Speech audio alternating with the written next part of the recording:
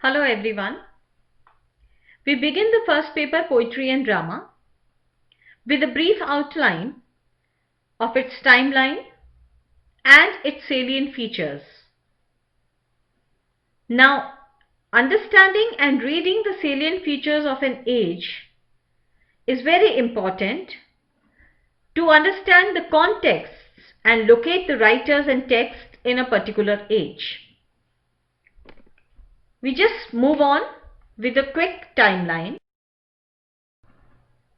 As you see in the slide, on the left side we have historical and social events, on the right side we have literary events. Now this means that these are some of the important historical and social events that happened during these years and some of the very few literary texts or events that made a mark in the history of literature. 1832 is the first year. It's considered to be the year of first reform bill, which is very important, and these were reforms related to the electoral system. 1833, we have slavery abolished in the British Empire. On the right side, we have Tennyson publishing his poems. 1837 is the year of Ascension of Queen Victoria. And on the right side, we have Dickens publishing Christmas Carol. 1845 to 1848 is the period of Irish famine. This famine took 1 million people's lives, and it is said that more than 1 million emigrated during the famine. In 1848, we have the Communist Manifesto by Karl Marx and Engels, which is considered to be the most influential of political documents of its times. On the right side, we have Emily Bronte publishing Wuthering Heights and Thackeray publishing Vanity Fair. 1857 is the year of first Indian War of Independence, and we have Browning's Men and Women and Elizabeth Barrett Browning publishing Aurora Leigh. 1859 is a very important year because we have Darwin's On the Origin of the Species, a foundational work on evolutionary biology. He gave us a new theory of evolution, which created a great impact in the coming years also.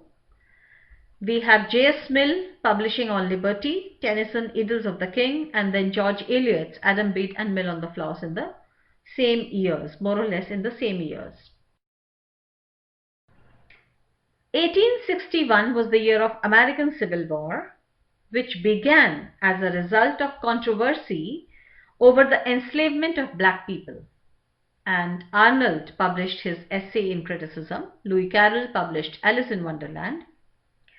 1869 was the year when Suez Canal was opened to navigation. 1877 was a very important year when Queen Victoria was declared the Empress of India.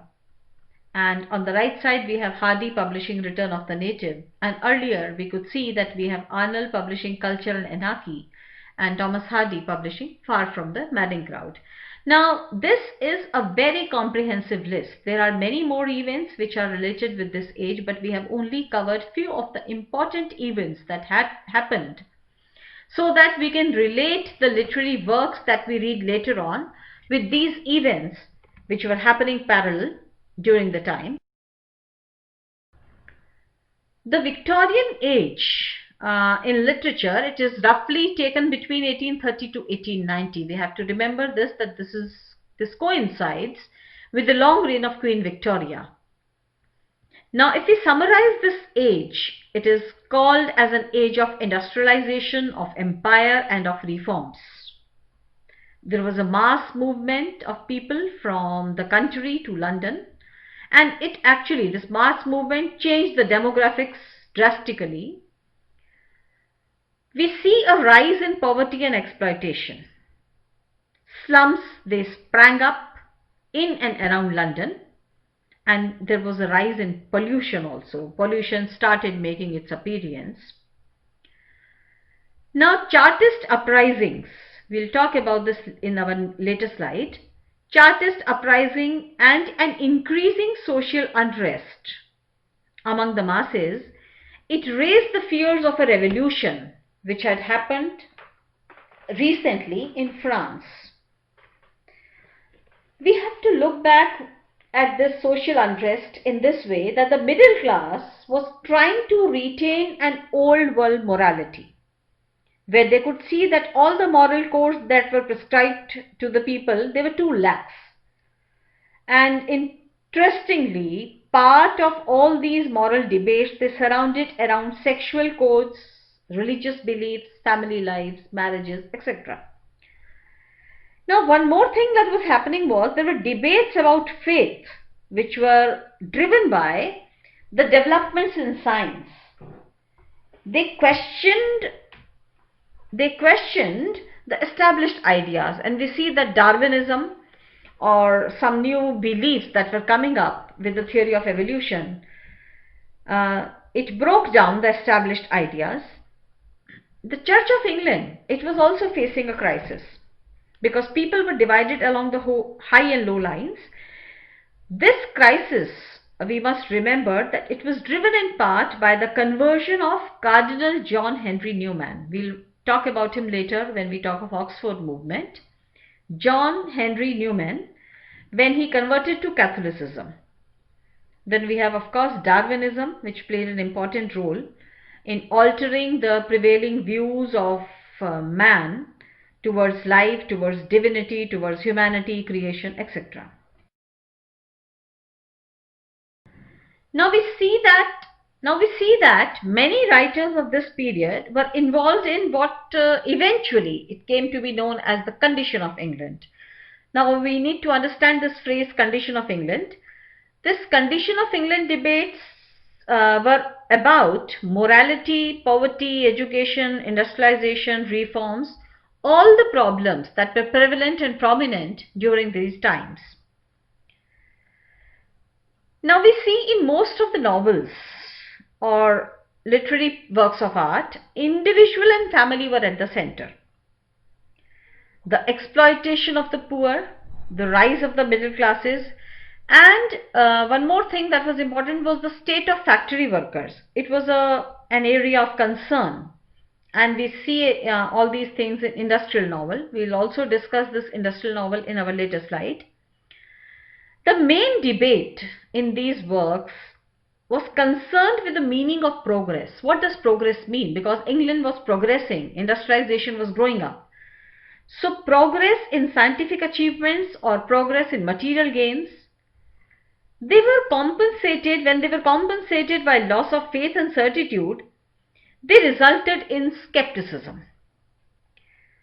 So they were also doubts were rising whether those material benefits that people were gaining out of industrialization, was it evenly distributed, because class distinctions, rich and the poor, it was rising. Before we move ahead, let's have a quick look at what Chartist uprising or Chartism means. This was a movement which was accompanied due to the expansion of English industrialization. It was led by the working classes, and it primarily concerned with factory towns like Manchester.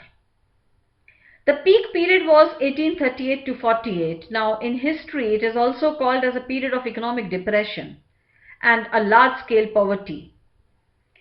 The working classes, they were demanding parliamentary and social reforms. Why they were demanding parliamentary reforms were because they believed that England's bad government was responsible for their poverty and suffering. One interesting work by Benjamin Disraeli titled Sybil, Benjamin Disraeli, who later on became the Prime Minister of England, he talked about this movement in his fiction titled Sybil.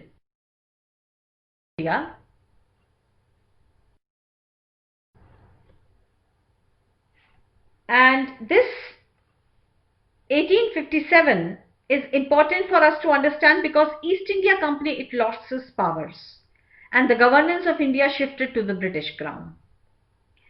Now Queen Victoria was declared the Empress of India in 1877, as we read earlier. And we also see that there was a large reading public which was created during this period because libraries were popular. There was a circulation in libraries. Cheap novels, we can say, and newspapers, they were also widely circulated and read by people.